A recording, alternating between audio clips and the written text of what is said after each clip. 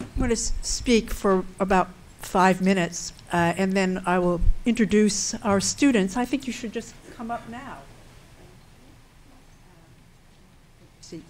So let me do 3 things after I thank hugely, from the bottom of my heart, the many people who have contributed to launching this program, that is the Global Scholars Program, which worked in the Columbia Global Centers in Paris this past year at Reed Hall, and which now is entering into its 2nd pilot year. I just want to thank Ken and Lee, Jean, Safwan Mazri, who's now picking up the torch, the extraordinary people at Paris, Bruna, Biebec, a very seasoned teacher and administrators here, and Malika Lacour, who set up the little school, the structure, which enabled us to work. I want to also thank the Office of Global Programs for its immense support, Nancy Bobrovitz, who brought in funding that made it possible, and not least the heads of my board at the Blinken European Institute, Ambassador and Vera Blinken, who have come here today. So thank you very, very much. Thank you. But now, let me speak about the program briefly, what it does, then the lessons learned as we go forward, I hope for many years and in many different ways. And finally, it gives some highlights from my experience of our Columbia Barnard undergraduates as they trained me to lead the program, or retrained me. Okay. First of all, the program, briefly, you can find it in the flyer, which is around and about, which says Global Scholars Program, and has a very beautiful symbol on it, which is the fruit of Cassandra Nozel's work. So it provided for selected students chosen on the basis of their projects with the mentorship of a Columbia advisor to spend 7 months at the Global Centers in Paris. So a term in a summer, a long period, the longest we could eke out of their very crowded 4-year experience at Columbia, which is a problem. There they took an intense colloquium dedicated to a particular issue. Last year, the rise and crisis of middle classes and global perspective. They read Buddenbrooks. They also read latest literature on global class inequalities from economic perspectives. They participated in a workshop co-taught from the United States and France using new media dedicated to developing the skills they needed, including language training. They went to university courses in the French system, mainly at Sciences Po, and they participated in all kinds of co-curricular activities to get them out on the ground to the degree that they wanted to and that we could. The overarching goal, however, is to complete that research project and learn the skills that we think are necessary to do so successfully, and continue then to be able to choose projects on which they can do their research and thereby, in some ways be very autonomous as they go out into the world. And these were presented in written form, and we'll have them on the internet, and defended orally with their advisors from Columbia, more or less present through Skype and email. And that is what they're going to be presenting today. Now, that's the plain version. Now you get the vision part. The program was conceived to immerse our students into another culture and to use that dislocation, that discomfort, to probe how other societies, other peoples, in Paris, in France, in Europe, how they grasp the global challenges that all of us face today. The program was designed believing that humanities, social sciences, broad term, the students in these fields need skills to make new knowledge and to communicate it. And these skills can be acquired with a particularly sharp edge if students learn them while doing their own projects in a kind of community, place in another sets of communities. This program is designed to recognize how hard it is to get into another culture. One needs languages, but also be motivated by an intellectual project of one's own, something visceral, which can be nurtured through a strong adventure on foreign terrain, your adventure. Okay. And this was very important because our students come from very diverse backgrounds, which they become aware of, though we agreed that more or less we were all middle class, except for a couple of bohemians, they'll speak up, and in various disciplines with many different interests, okay, range from ethnography to painter and visual arts. This program was designed to take stock that our students are going to be working flexibly in many different ways between the state, private sector, and civil society, and their futures call for them to marry the humanities and social sciences with all kinds of practices. So in the future, we're going to have humanists, medical doctors, social scientists, physicists, thinkers, humanistic lawyers, that's possible, and also social entrepreneurs. And that our students are going to have to think and work outside the box to combine their skills and values with their careers. Now back to the program. This year on the rise and fall of middle classes, next year on global jazz, directed, taught by Robert O'Mealy, a leading figure in the founding of jazz studies in the United States, who wants to globalize his own work, and he wants to bring his students, our students, a different kind of group, we hope, who will be coming, learning French, and going into to Europe. You know, ideally, he, in his adventure, would bring them to start them in New Orleans, bring them to Cuba, Havana, go to Dakar, go to Johannesburg, bring them to Andalusia. Probably costs will mean less adventuresomeness, but that we'll have to take care of that in the future. So we want to attract to Europe students who might not normally go to Europe to learn the language. And the two earliest selected, one is a musician in electronic music who has Mandarin as his primary language and is learning French. Another is a Brazilian American with Portuguese who just finished her Middlebury immersion program in French. Lessons learned. It's hard to set up new programs. Universities are the most conservative institutions except for the Catholic Church. That's not me, that's Yehuda Elkanah and Hannes Klopper in their remarkable book, The 21st Century, Teaching the New Enlightenment in the Dawn of the Digital Age. It's a very interesting book. And we're easily disturbed by passion and risk, and we tend to rather adopt prudence and limited liability, and we have to work together to overcome these deterrents. It's hard to get into other cultures. Their tendency, because we have so many resources in some ways, to live in a kind of bubble civil society. And so it's very important that we not just reach out, that sounds already very patronizing, but we found many Europeans who said, that's great the way you're setting up this program. We have complementary resources. How could we collaborate together? How could we bring our students together to teach in something that's not just joint, but in a new kind of hybrid, something that would take off and maybe come back and then very much change Columbia's whole culture of teaching. Okay, related to that, then, there's no simple path here. 1,000 flowers bloom. We're welcoming today all kinds of discussion. That said, now, the proudest success is not mine at all. It belongs to our students. And let me just recall, before I introduce the students, some magic moments which will live with me, as they learned and as I learned from them. So, Liz Jacob, once she had identified her project, Francophonie, on her own initiative, attending a history forum we had at the center, on French colonialism, aglow at meeting and exchanging views with a scholar whose work she deeply admired. Then, recently, that she had applied for a Fulbright to go to Senegal because she says she's learned how to do a research proposal. Ella Wagner, chic in a hard hat, anti-radiation boots and jacket, in the engine room of the nuclear reactor at Chinon. We didn't tell parents about that. Asking a question of the engineer who distinguished carefully between something called sécurité, which was not that great, and sûreté, to insist that in France there could never be a nuclear meltdown.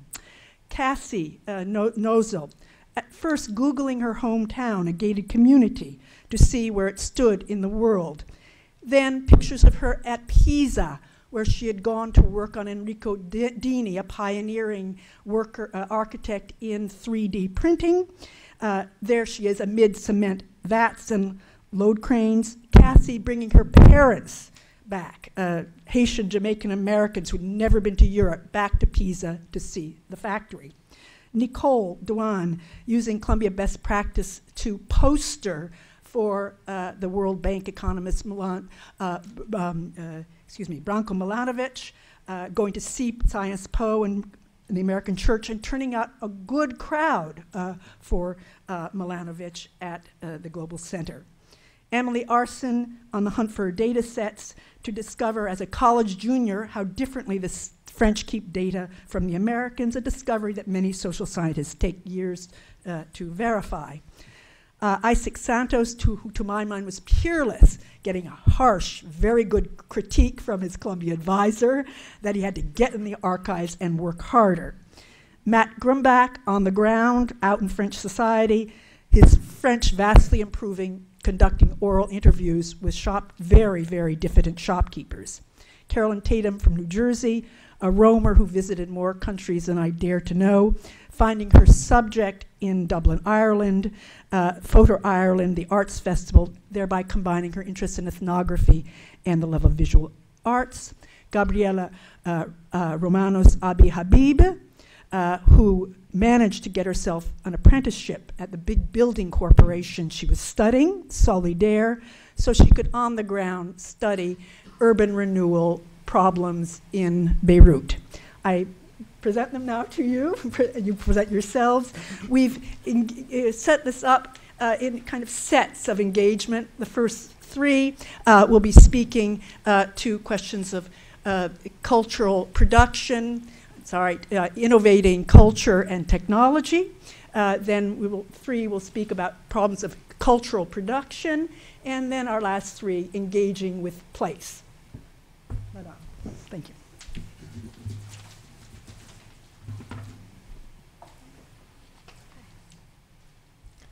Hello, I'm Elizabeth Jacob, and my research today addresses the stakes of the French language in early post-colonial Africa.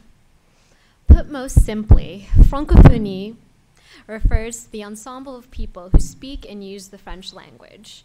Many scholars argue that francophonie has also an inherently spiritual component, that it entails a sense of belonging to a community, a spirit of solidarity that joins people together through the sharing of the same language and culture. During the decade between 1960 and 1970, the first 10 years of independence in most Francophone African states, political leaders tried to harness this shared sense of community within francophonie to create a means for post-colonial international cooperation. They argued that French was no longer the language of the colonizer, and they insisted on their desire to transcend the injustices of their historically exploitative relationship with France. So in this new vision of international cooperation, the French language assumed a number of admirable qualities. We see it for lovers of philosophy. The French language was a language of liberty, of the voice of French humanism and republicanism.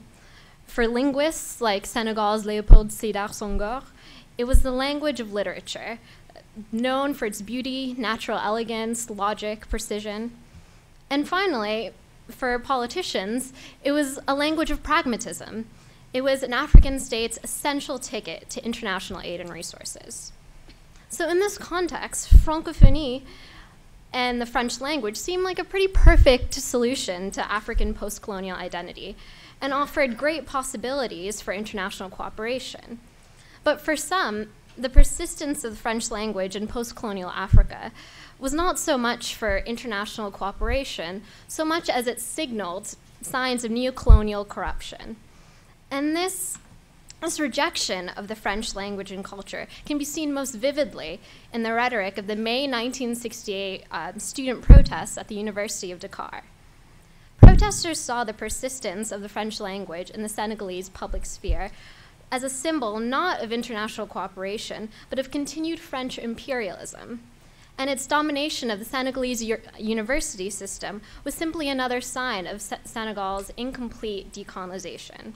So to resolve this excessive Frenchness of the public space, they promoted an Africanization of governmental and educational institutions in order to better emphasize the value of the African personality.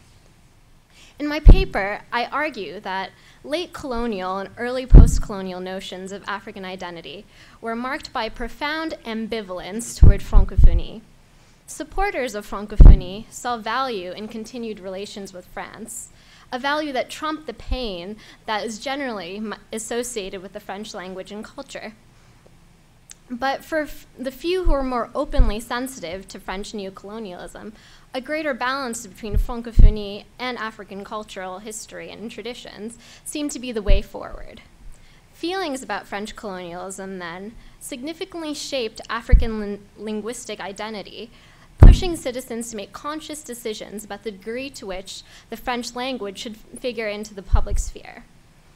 So in this sense, we see that language, while many of us may take it for a given, in the case of Francophonie, it really has made all of the difference. Thank you.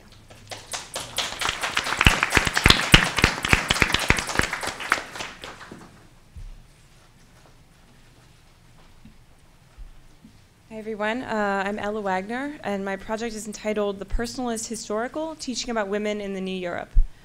So stated in the simplest terms, my project investigates the link between the teaching of women's history and European integration, considered in the light of an American example.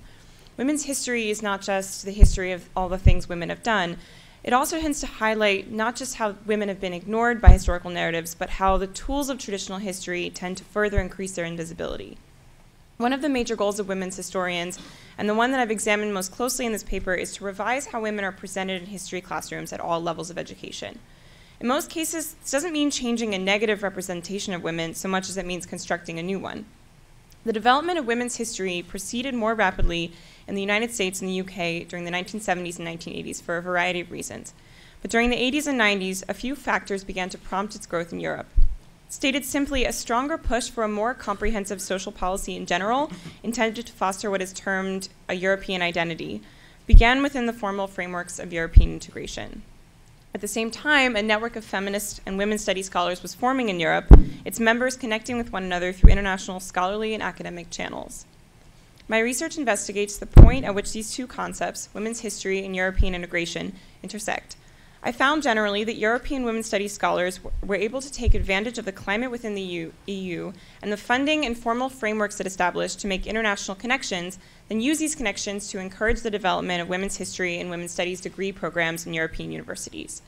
To come to this conclusion, I looked historically at the development from the late 1980s to the mid-2000s of a few European organizations that received EU funding for the promotion of women's studies and women's history.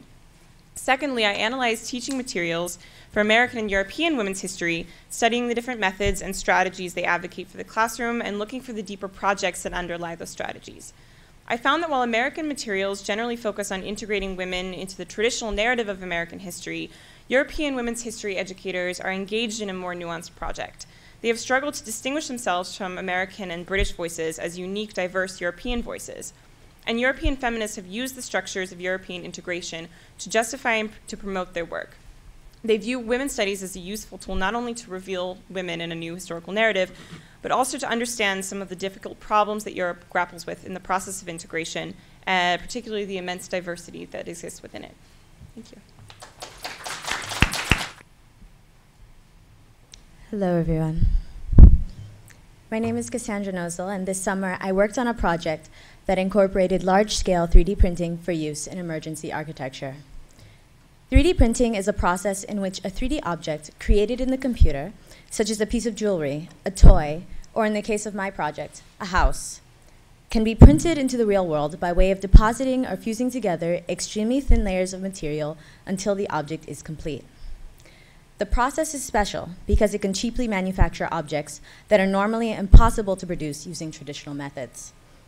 When brought into the large scale, its benefits are even better, and I will discuss them a little later. In my research, I attempted to answer these questions. Who is working in the business of large-scale 3D printing? Is this type of printing ready to be deployed for use in emergency architecture today? If so, what situations would it be appropriate for, and in what ways could the technology be improved upon? In my studies abroad, I found that there were 4 organizations working towards the betterment of this technology. Of these 4, however, it was Enrico Dini's machine that I concluded was the most advanced option. Enrico Dini, Italian inventor of the D-shaped printer, has created a machine that prints giant structures using sand and a magnesium-based binder. The result is a synthetic marble structure that has the same properties as its natural counterpart.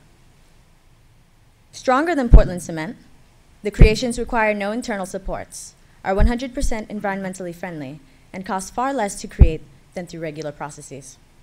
Complexity is practically free because cost and the time necessary to print is based on the amount of materials used and not on the difficulty of production. The machine is portable enough to be packed onto a truck and can be set up by 2 people. When all of these features are applied to emergency architecture situations, the implications could be huge. Emergency architecture is the practice of creating inexpensive, sustainable housing solutions for people who have survived natural disasters or have been displaced because of war. In this photo here, there's a Haitian boy looking at, staring out over at us, and behind him is his new home. You can see that it's not exactly the best thing in the whole world, and that really a solution needs to be found. And I believe one of these solutions is 3D printing. In my studies, I discovered that this type of 3D printing would indeed be an inexpensive and quick way to rebuild sustainable housing in areas affected by flooding, hurricanes, and tornadoes. And this is why I chose Haiti as a sort of topic here, because it does fit in these situations. It recently experienced a lot of flooding and, of course, the earthquake. The printer would be using materials from the area, could be easily transported to the site, and could eventually become a way for the community to generate income once housing was rebuilt. After visiting the machine and interviewing Dini, however, I concluded that while it currently has the capacity to be used in emergency situations today, the technology still has a long ways to go, especially in terms of resolution quality, speed, and machine cost. These improvements have yet to be achieved because of the crippling costs associated with their development. Things have been made worse because of the economic crash, and since then, Dini has had a hard time finding investors. I believe, however, that this technology will change the shape of architecture. Today, a team of entrepreneurs, including myself, have teamed up to create the foundations for D-Shape North America, the New York-based version of Dini's original company, D-Shape. Dini plans to join us here, and we hope that together we can find more investors, clients, and connections. Our goal is to be the first global distributor of large-scale 3D printers. We hope that in developing this technology, we can change the face of architecture, whether the conventional or emergency kind, and create a world where we are not limited by traditional practices of construction, but are instead freed by its infinite possibilities. Thank you.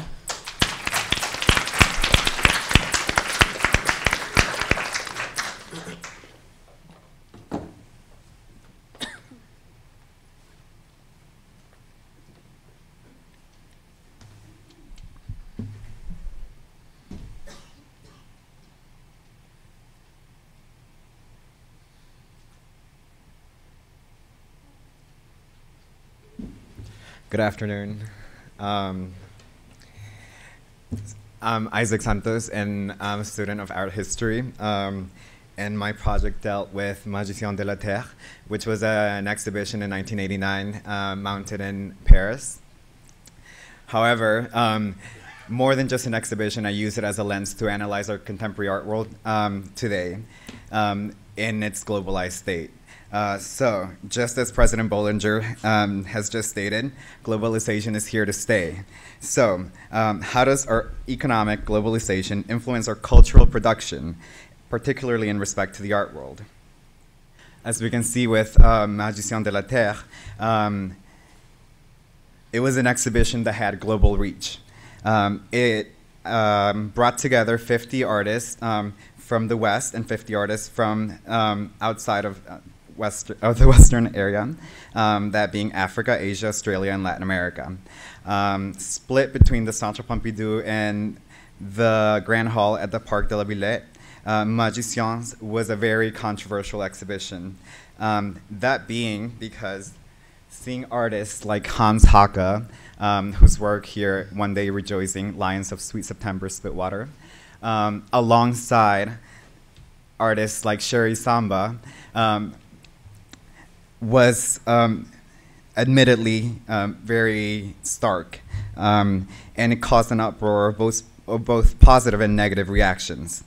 While the exhibition was criticized for an almost neo-primitivist portrayal of non-Western artists, it was also heralded for its innovative proposal of contemporary art as multiple in location, form, and character. The exhibition, one of the main criticisms was that it decontextualized the artwork. For example, here, Sherry Samba's work, an artist from the from the Congo, when brought to France, could not be read in the same way that it was read in Congo. So the displacement from one paradigm to the other left what Frederick Jameson calls a play of surfaces to dazzle the dominant eye. However, my approach was to see the exhibit in more than just its art content and examine it within the historical moment in which it was mounted. Paris in 1989 was in its bicentennial of the French Revolution, and as such wanted to establish itself as a global city, one that was progressive in all its forms.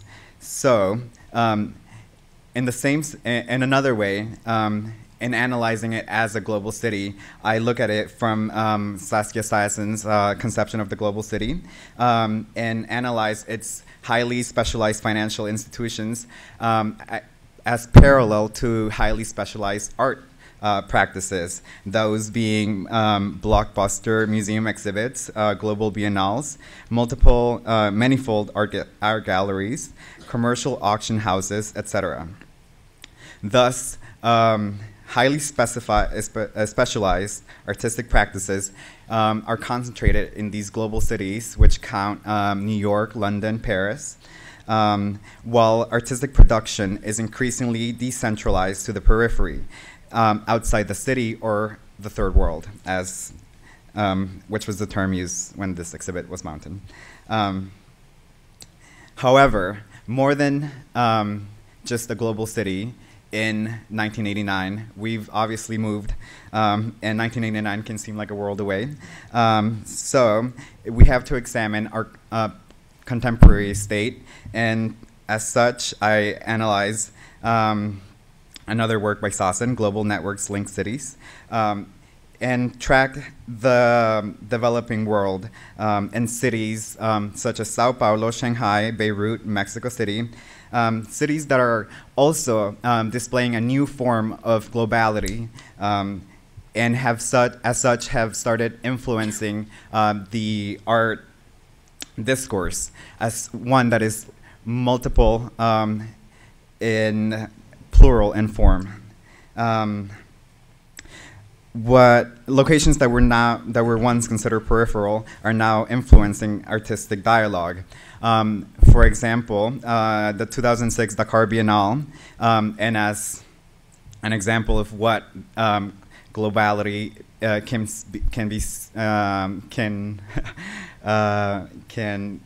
like its form, what form it can take in a global city. The 2006 Dakar Biennale was mounted by an African curator, specifically exhibiting only contemporary African artists and from the diaspora as well. This exhibition, while local in form, can be transformed to cities like Paris, in which it can be seen as an example of a local form of art in a global context. Thank you.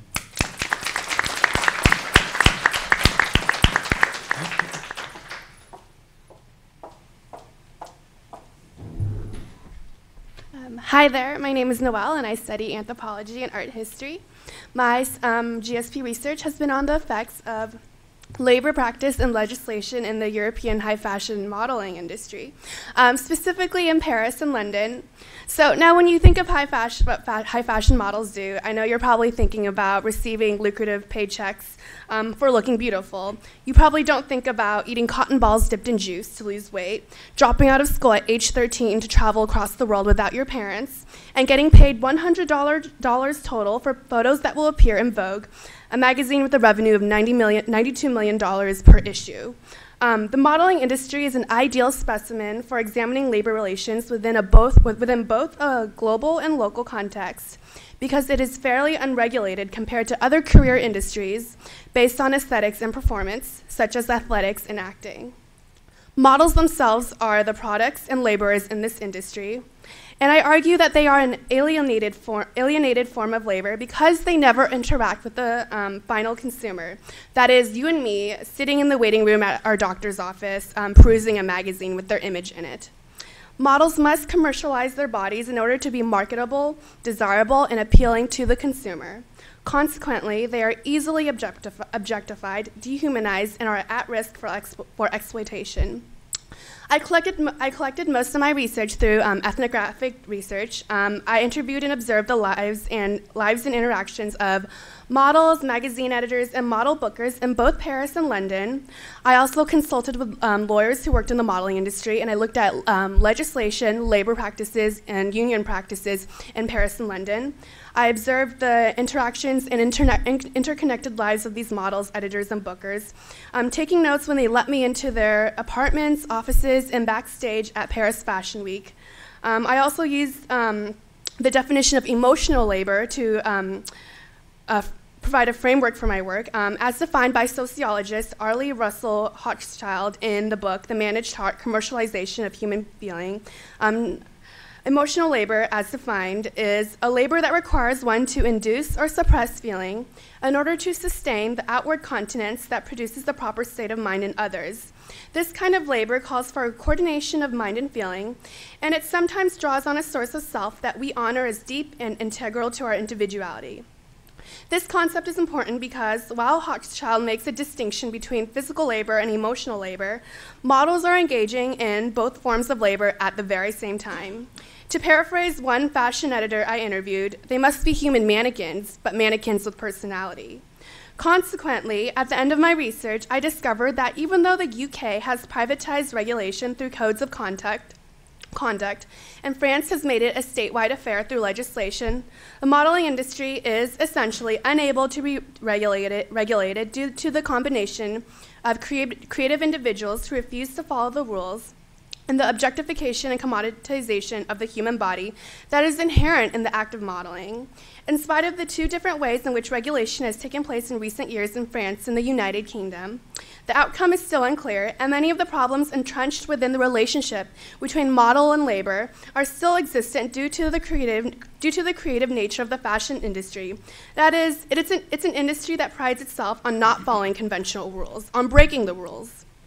Many models do enjoy their jobs, and they enjoy the labor that they produce, but they must make compromises in order for them to succeed at the job, whether it's maintaining or slimming down to a certain weight, putting up with intrusive backstage photographers who film them while they're changing, keeping mum about unprofessional but influential clients, or becoming in debt to the agency. Within the UK and France, these two countries with very strong fashion industries, models have become important laborers and contributors to the economy, and their protection and management is intrinsically tied to the well-being of the economic and cultural cachet of the fashion capitals. Thank you.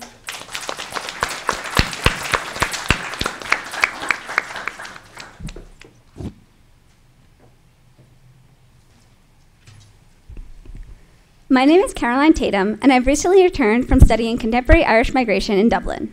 I knew before I embarked on my semester with the Global Scholars Program that I was interested in how young people experience cultural identity in an increasingly globalized world.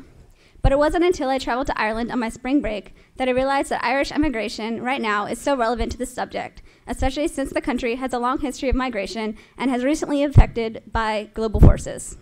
Many young people I met traveling were quick to share their plans for emigration, and it seemed that no one in the country had been unaffected by it at any age. I returned to Ireland in July and stayed in a hostel in Dublin for 10 days, where I was surprised to find a flexible community of aspiring immigrants searching for positions to improve their English or career prospects before returning to their home countries. Since the crash of Ireland's economic boom in 2008, many young Irish people are faced with choosing between their career or their country, most leaving forever once they go abroad, as so many Irish immigrants have in the past.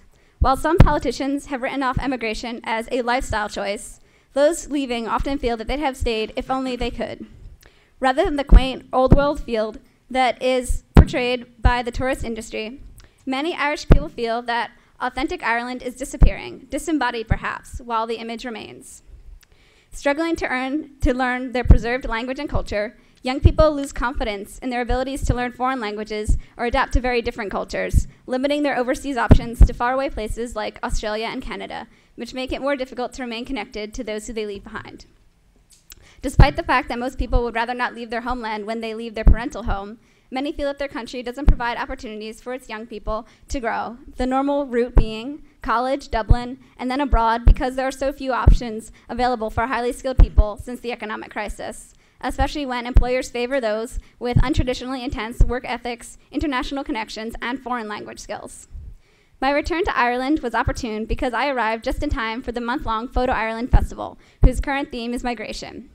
One of the featured exhibitions from the festival, Unsettled by Isabel Petier, resonated deeply with viewers despite the fact that its subject is in the Netherlands. Her portraits and landscapes, such as the one on the top left corner, provide more of an aesthetic sentiment of frustration rather than an objective documentation of young people forced to relocate from their home village outside of Antwerp to make way for industry. Another featured piece, David Monahan's Living Leaving, such as the one on the top right, uses photography to document the individuals and families leaving Ireland in order to preserve them from the anonymity of history, highlighting that Irish immigrants today are no less brave than those of the past despite modern conveniences. Evan Bugle's Ballyfermo, A Migrating Landscape, is a collection of black and white photos that reek with nostalgia, such as the one on the bottom left, despite having all been photographed this year during regular walks through his college town. Other pieces, like Alva Greeny's A View is Where We Are Not, encourages one to think critically about the role of technology in making international families and relationships possible, as well as the arbitrariness of location versus self-identity at home. For example, the photos on the bottom right.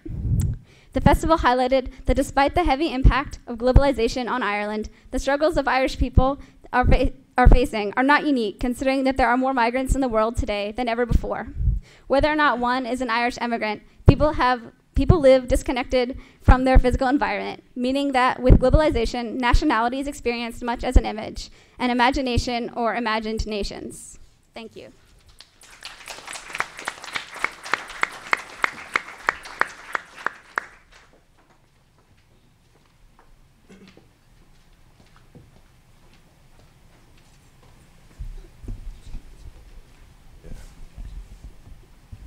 Hello, I'm Matthew Grumbeck, and I titled my summer research project, The Bridge Between Local and Global, Commerce and Consumption in the 18th Arrondissement of Paris. I used ethnographic and archival research methods to examine 3 commerce sectors in the Goutte d'Or neighborhood in the 18th Arrondissement. I interviewed the owners and employees of grocery stores selling traditional food, textile clothing stores, and mobile phone stores specializing in international calling. The Goutte d'Or is mostly comprised of immigrants from North and West Africa. There has been a recent influx of immigrants from China and Southeast Asia. Though this diversity is not what distinguishes the Goutte d'Or from other Parisian neighborhoods. Rather, it is the concentration of specialized commerce that defines the neighborhood. During the day, people from across Paris, most from the northern banlieues, come to the Goutte d'Or to work and shop. This has been a consistent trend for decades. All the people I interviewed that worked in the Goutte d'Or did not live in the neighborhood. The commerce in the Goutte d'Or generates traffic relations that define the neighborhood's social dynamics. There are structural explanations for the large flux of workers and consumers entering the Goutte d'Or, which have to do with the relegation of the poor and immigrants to the peripheral banlieues. While keeping in mind the question of scale, I analyzed how the flow of labor and exchange between the banlieue and the Goutte d'Or reified global flows of migrants and goods. Recent reports from the Chamber of Commerce and Industry of Paris have identified the Goutte d'Or as a center of specialized commerce, comparable with established shopping areas like Les Halles. Despite this formal recognition, the Goutte d'Or still retains a marginal status. The neighborhood is frequently described as foreign, even an exotic urban space, Despite that, the commerce is very much grounded in the local. Most of the shops and stores are independent and often family-run. Émile Zola's novel, L'Assommoir, helped me consider the liminal position of the Goutte d'Or in contemporary Paris. The novel is set in the Goutte d'Or during the Haussmann reconstruction of Paris under Napoleon III. While the neighborhood became more accessible and connected to the center of Paris, the Haussmann renovations seemed to heighten residents' feelings of marginalization in relation to the growing Parisian bourgeoisie.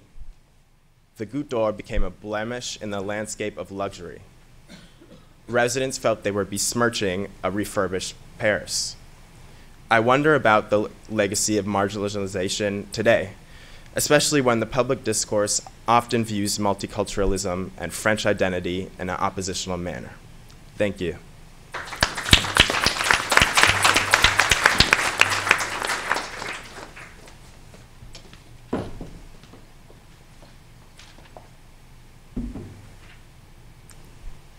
Hi, my name is Emily Erson, and I looked at inequalities in health between the native French population and the immigrant population, specifically looking at asthma. So a lot of research has been done in the United States and Canada looking at this immigrant health paradox, which states that despite having lower socioeconomic status, immigrants actually report having better health than the native population. And because France has limited information on ethnicity and race, not much research has been done applying the paradox to international data. And I chose asthma specifically to look at because it is colloquially known as the poor man's disease. It disproportionately affects individuals who are socioeconomically disadvantaged and live in urban areas, which is often where immigrants reside, as well as the socioeconomic status that they fall into. So I had two research questions to apply this data. So one, are individuals born in France more likely to be asthmatic than individuals who have immigrated to France? And then within that asthmatic population, are the native French individuals more likely to have severe asthma, present more severe asthmatic symptoms? So then to address these questions, I used secondary data analysis using logistic and multivariate logistic regressions. So basically controlling for these different socioeconomic, demographic, and health variables, including whether or not an individual receives healthcare status, or healthcare insurance, excuse me, how that, controlling for all these different variables, what then the effect of being born in France has on the likelihood that an individual is asthmatic or has severe asthma. So then my two dependent variables were the likelihood that an individual is asthmatic and the severity of their asthma.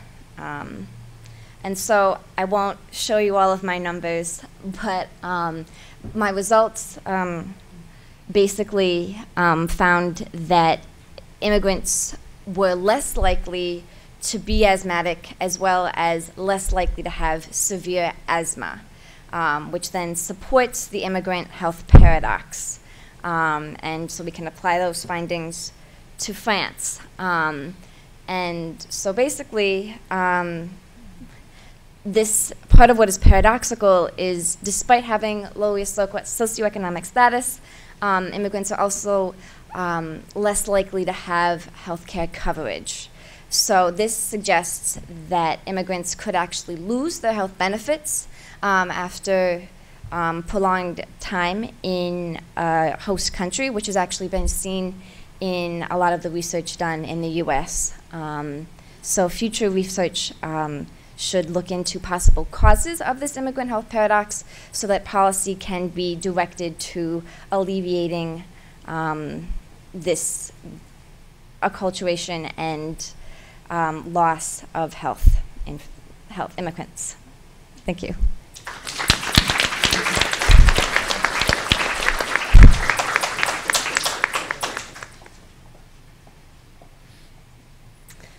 Okay, so hi, my name is Gabriela Romanos Habib, and the paper I'm presenting today is entitled Reconstructing the Heart of Beirut. In a 1974 Chicago Tribune article, journalist Horace Sutton wrote, "Somewhere between the skyscrapers and the souks beats the true heart of Beirut." Poetic and perhaps dramatic as it may seem, this sentence holds as true today as it did in 1974, just 1 year before a 15-year civil war ravaged the Lebanese Republic and its Beirut capital.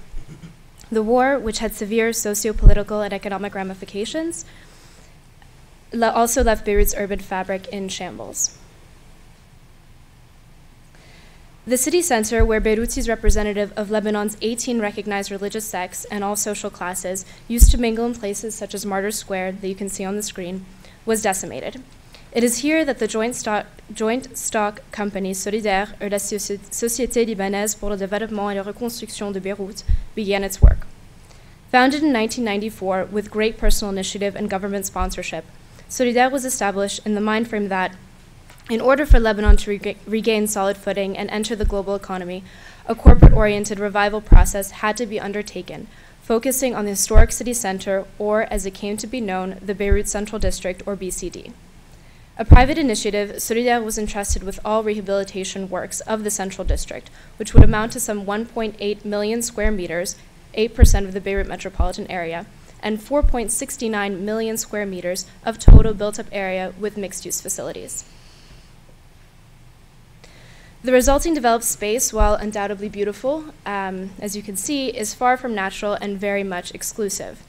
The rehabilitation of spaces, particularly public spaces, under the direction of a private, profit-driven company, and in a post-conflict society that has already been very much divided along sectarian lines, only serves to further stratify the population. The existing public spaces, surrounded by or contained in upscale shopping or residential areas, are highly securitized and lack the inclusive feeling of pre-war public spaces, and therefore discourage citizenship participation and exchange. Through an examination of the consequences of the privatization of public space and the resulting urban fabrics and architectural and sociological consequences, my paper explored the ways in which the rehabilitation of the BCD was a failed chance to promote social cohesion following the Civil War. That said, and something I came to realize throughout my research and would like to say before continuing, is that the social stratification that exists today is not Solidaire's responsibility. Solidaire and private initiative stepped in when the government was incapable of doing so, and as such picked up a significant amount of state functions in the process. Described as the most significant urban development undertaken in the 1990s and in the Middle East, development which is impressive even by today's Emirati standards, the rebuilding of the BCD is executed through Solidaire's master plan, which recognized the schematic value of the city as heart, focusing on the historic core of the city. In considering the rebuilding of the BCD, many reference the issues of continuity and discontinuity, unity and segmentation, and centrality and decentrality. These larger headings reference historical tradition in the built environment. Corporate scale in one company being made responsible for an entire project, and lastly, the significance or lack thereof placed on community and the repercussions of focusing on only one area of an entirely decimated city. Some refer to Solidaire's work as a state-sponsored amnesia, as it seems to skip over much of Beirut's most recent past. While beautiful spaces have been created, they do nothing to encourage citizenship, interaction, or participation, where an acknowledgement and knowledge of an other can greatly contribute to social movements and politics. Lack of exposure pervades, encouraging fear and partiality fostered by segregation. The urban reality in Beirut is it ends with the planner of Beirut. The largely commercial spaces encourage patrons to think of themselves as customers rather than as neighbors participating in city experience. As academic Joseph Nussad pointed out, undue emphasis was put on physically suturing the torn city rather than on socially and economically suturing the torn people, and above all, breaking down their mental walls. This resulted in the construction of a city center that, while aesthetically pleasing, no longer serves as the actual center of the city, despite its location. Rather, just as the area did during the Civil War, it has become a space that rests simply between East Beirut and West Beirut, between Christian Beirut and Muslim Beirut, that is frequented by the privileged because few other feel at ease in this new but historically rich place. The problems that caused and persisted throughout the Civil War some 37 years ago plague Lebanese society still today. Segregation, fear, and distrust of the other, and socio-political depravity among them. While many have spatial facets and are certainly most visible in this same context, it is vital to note that their source is rooted in the economic, political, and social spheres. Because these issues are exacerbated by urban planning that is lacking in social consciousness, there is no doubt that long-term solutions include or even require the repossession of public spheres and common spaces that encourage new forms of engagement and of encounter. The Central District as a public space of energy, of uneasiness, of chaos, and of motivation, a move away from the highly managed and predictable spaces that exist today, should be encouraged. Maybe then, citizens will reflect these tendencies in the ways they interact with each other, with their government, and with the larger global community. Thank you.